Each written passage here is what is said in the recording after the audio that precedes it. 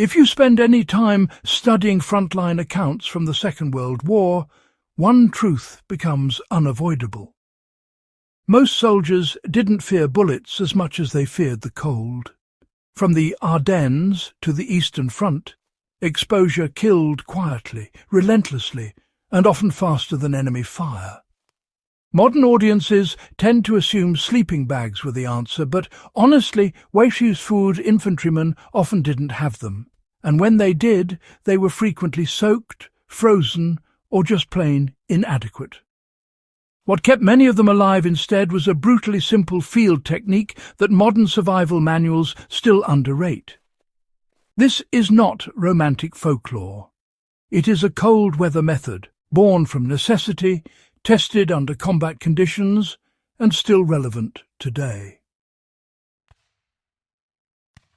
Before we dive into the technique itself, it's important to understand why this matters. Cold doesn't just make you uncomfortable. It drains calories, reduces decision-making ability, stiffens muscles, and, well, accelerates exhaustion. WWII soldiers learned very quickly that staying warm was not about comfort, but about maintaining combat effectiveness and staying alive through the night. What follows is one of the most practical lessons they passed down, often informally, from veteran to replacement. The opening reality check that WWII soldiers learned the hard way. Many men arrived at the front believing cold was something you endured by toughing it out. That illusion vanished after a few nights in subzero conditions. Soldiers discovered that lying directly on the ground, even inside a blanket or coat, was a death sentence. Frozen soil and snow act as massive heat sinks. Your body can generate warmth, but the ground will pull it away faster than you can replace it. German and Allied field manuals both stressed one principle above all others. Insulation from below matters more than insulation above. This is where the trick begins, and why sleeping bags alone were often useless. How WWII soldiers used ground insulation to beat the cold. The technique was simple, but required discipline. Before resting, soldiers built a thermal barrier between their bodies and the ground, using whatever materials were available. Pine branches, straw, dry leaves, brushwood, empty sandbags, even spare uniforms were layered beneath them. The goal was not softness, but trapped air. Air is the true insulator, and soldiers learned to create as much of it as possible under their core. In the Ardennes, American troops scavenged hay from abandoned barns and stuffed it into shelter halves. On the Eastern Front, Soviet soldiers slept atop thick layers of fir branches, sometimes piling them nearly a foot deep. German infantry manuals explicitly warned against lying directly on snow, even briefly. Veterans taught newcomers that if you could insulate underneath, you could survive almost any cold above. Why body positioning mattered as much as insulation.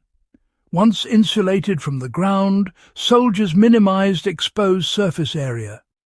Curling slightly on the side, drawing knees toward the chest, and keeping arms close conserved core heat.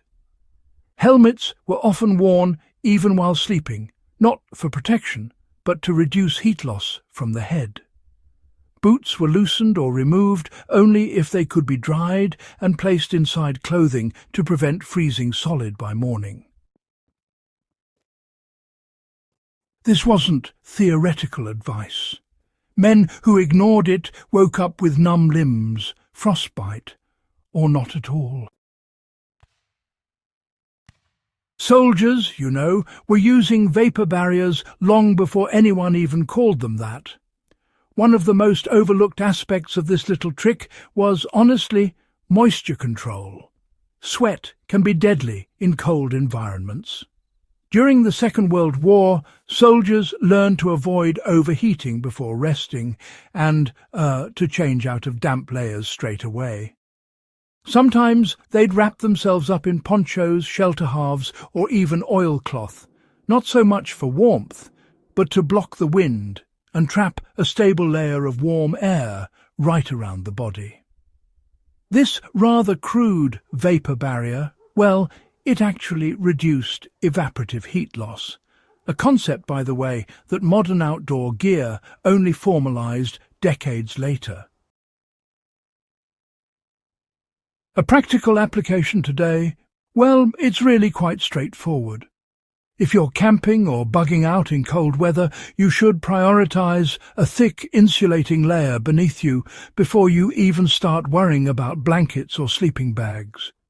Even things like cardboard, foam, dry grass, or just stacked clothing can, dramatically increase your chances of staying alive.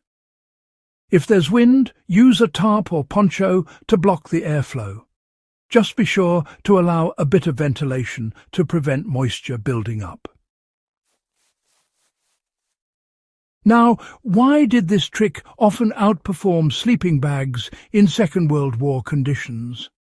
Well, sleeping bags of the era were frankly bulky, slow to dry, and completely useless once wet. Soldiers would often just ditch them to save weight or because they'd frozen solid. Ground insulation, on the other hand, could be rebuilt every night from local materials. It adapted to the conditions, didn't need any supply chain, and, well, it worked even when your gear failed. That kind of adaptability is exactly why veterans came to trust it more than the equipment they were issued. Modern survivalists sometimes make the same mistake as inexperienced World War II recruits by relying entirely on gear. The historical lesson is clear. Techniques, well, they matter more than equipment. Knowing how to build insulation and manage heat will save you when gear is lost, damaged, or just plain insufficient. So, how does this knowledge fit Iron Age instincts, and really, why does it still matter? This trick reflects a deeper truth about human survival that stretches far beyond World War II. Long before modern materials, humans survived cold climates by understanding heat flow, insulation, and body positioning. World War II soldiers, rediscovered these principles under fire, refining ancient instincts with brutal efficiency. That is why this method remains relevant, whether you're studying history, preparing for emergencies, or simply trying to understand how humans endure hostile environments. Cold warfare didn't reward innovation. It rewarded those who respected fundamentals. Insulate from below, control moisture, block wind, conserve energy.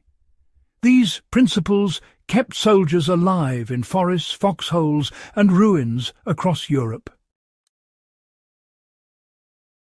If you found value in this deep dive into real wartime survival knowledge, subscribe to Iron Age Instincts, share this with fellow history buffs, and, well, keep these lessons alive. History only stays useful if we remember it.